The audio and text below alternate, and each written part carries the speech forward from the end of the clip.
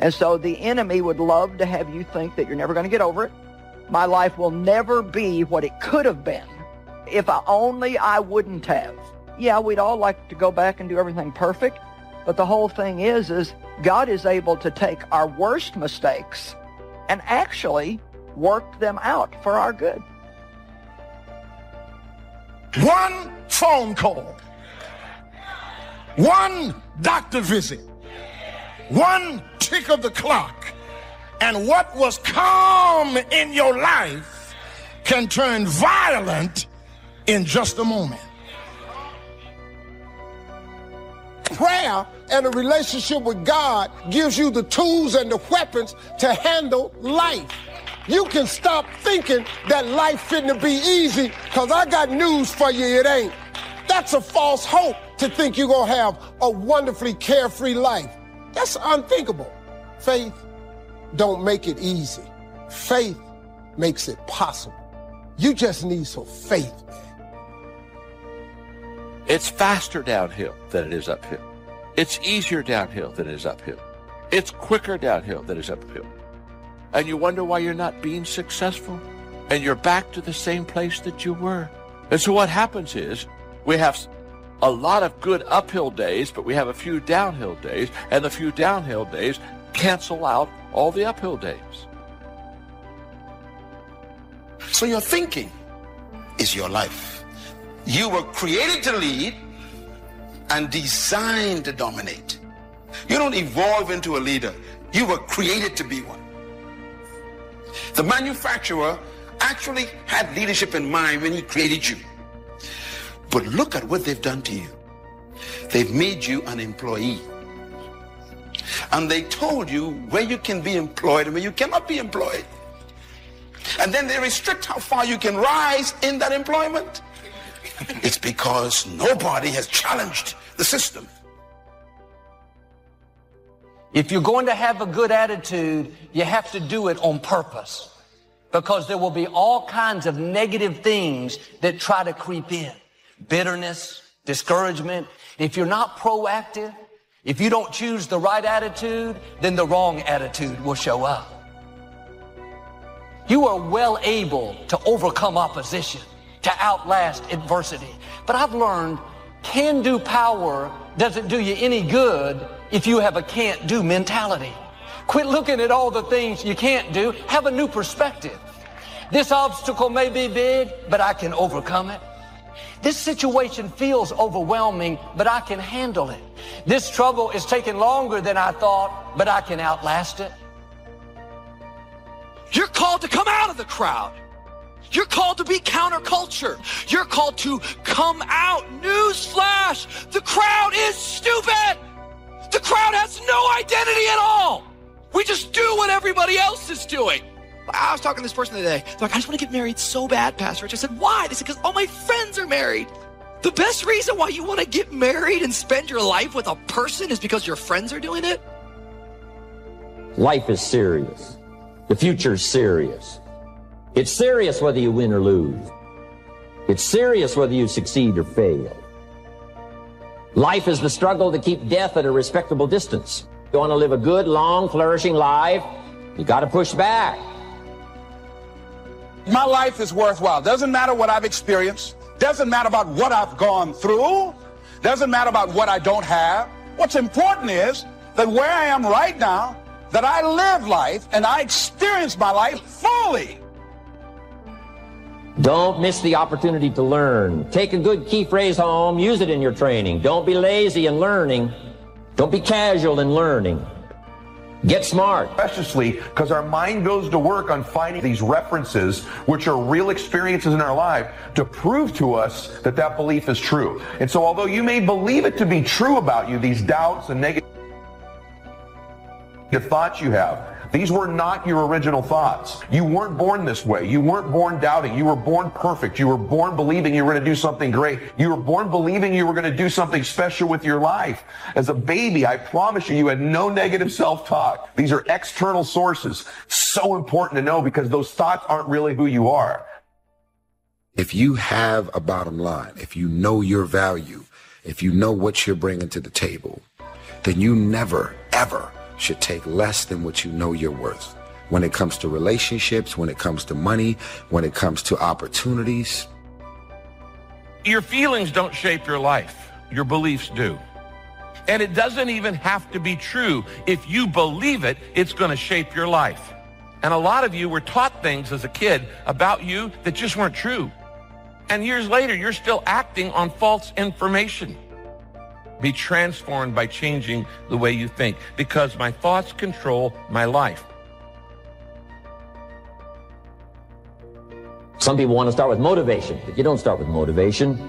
Enough motivation, certainly. But here's the best motivation we've got going.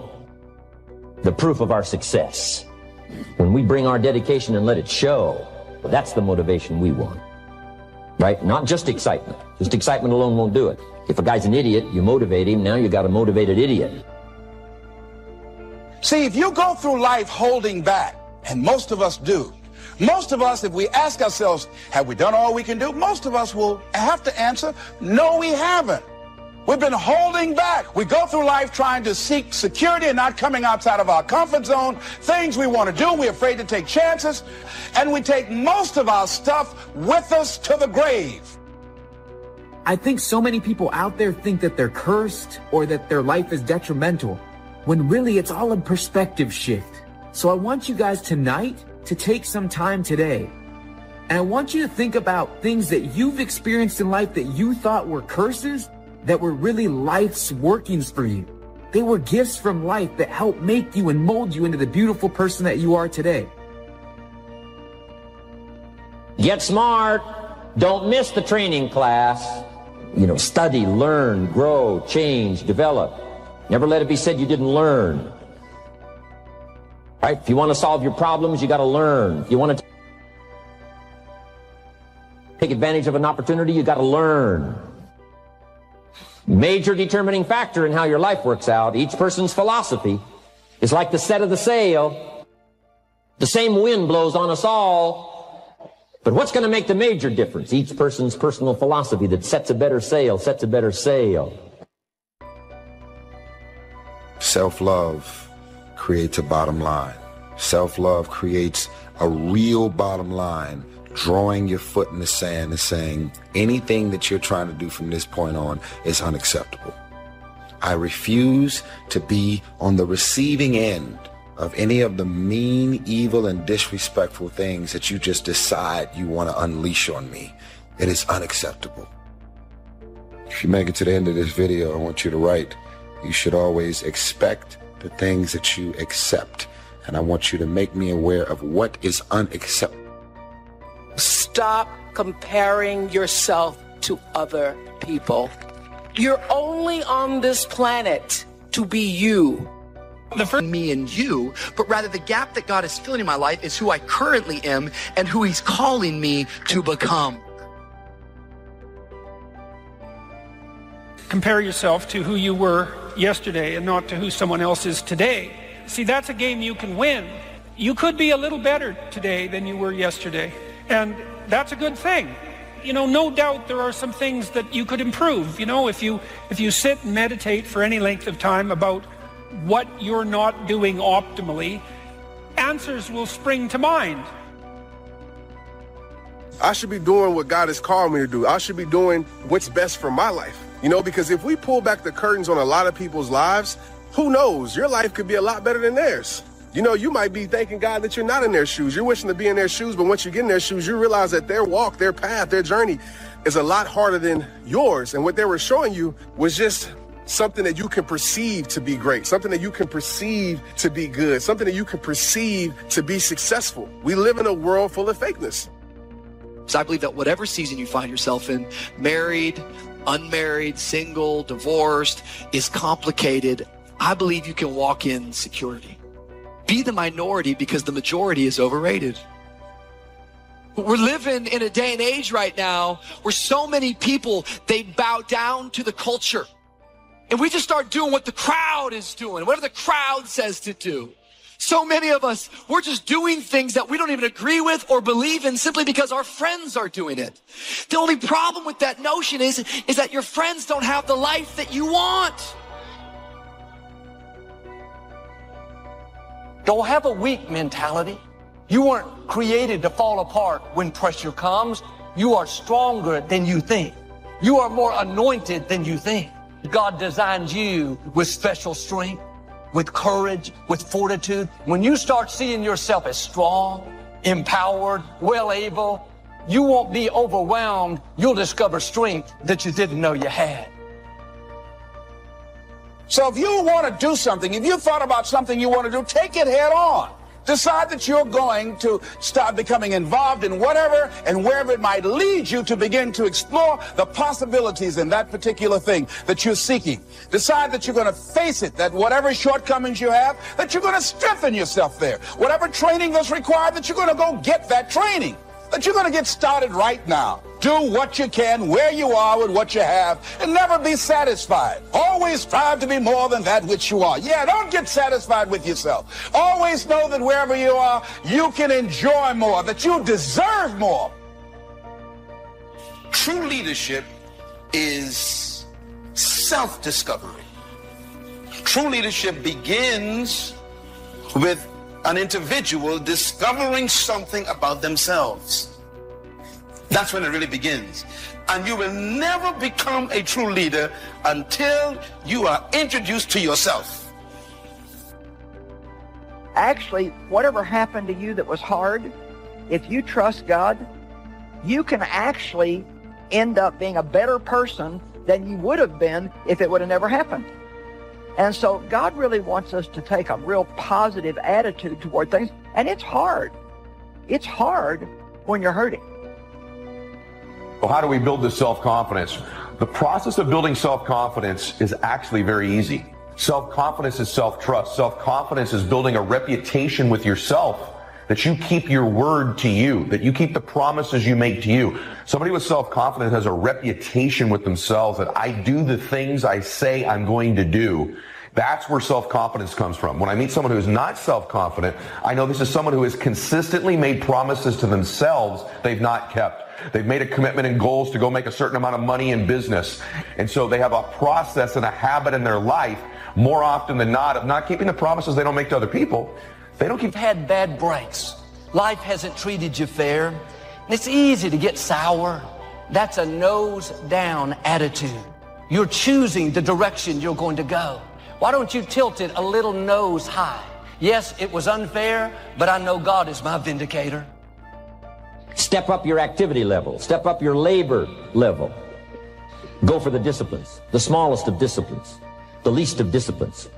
If you'll be faithful, if you'll be disciplined when the amounts are small, we'll make you a ruler, give you a position of authority when the amounts are many. Take care of your disciplines when the amounts are small, and then life will see to it that you get some extraordinary numbers to work with. Let us not neglect, do not neglect the smallest of disciplines, and build on that foundation, and you can have everything you could possibly want. Every multimillionaire and every multi-billionaire in this world have all decided that I'm going to commit myself to this career, this vision, this goal. No parties. They're going to call you names. They're going to say you're corny. They're going to call you a square. Those are the characteristics of a champion. Those are the characteristics of someone that have said that I have decided that I'm going to create a shift in this universe. Don't ask for better seed and soil. All you got's what's available. Don't curse what you got. Don't wish it was easier. Wish you were better. Don't wish for less problems. Wish for more skills. Commit yourself to learning so that you can get smarter for the days ahead. Those that do the work get the pay. Don't violate the conclusions of your own philosophy by not executing and taking action. Managing my mind is actually the key to peace and the key to happiness. An unmanaged mind leads to tension. A managed mind leads to tranquility. An unmanaged mind leads to pressure. A managed mind leads to peace. An unmanaged mind leads to stress. If you don't manage your thoughts, you just let them go all over the place. You don't ever even try to control your mind and the way you direct your thoughts. But a managed mind leads to strength and leads to security and leads to serenity. As a man thinketh in his heart, so is he. Why? Here's why. Because the heart is the Hebrew word that has to do with the center of reasoning. It's the place where you have meetings with yourself. Because that's where your belief system is hidden. In other words, your heart is also, Paul calls it the hidden man. The psychologists would call it your subconscious mind. I call it your hard drive. Get going. You got to get going. You got to take action. Don't let neglect destroy your days, destroy your life, and destroy your future. Go back and do what you can. And if you'll do what you can, then life will give you some extraordinary things to do. I can't wait to go to work today. It may not be the job I want, but at least I got a job. I'm so grateful I got a car to drive to work today. Hey, man, at least I got a check coming in. I sure want to thank you, Lord, for this roof over my head today. I appreciate the fact that I don't have a car, but at least I can walk to the train. Man, this is going to be great today. You have got to change the way you think. It is the whole determining factor of where you go in life. We are all where we are today because we thought ourselves to this position. If you make it to the end of this video, I want you to write, today, I'm going to decide to not die before I die. I want you to share this video. It's not lonely at the top if you help somebody else get there.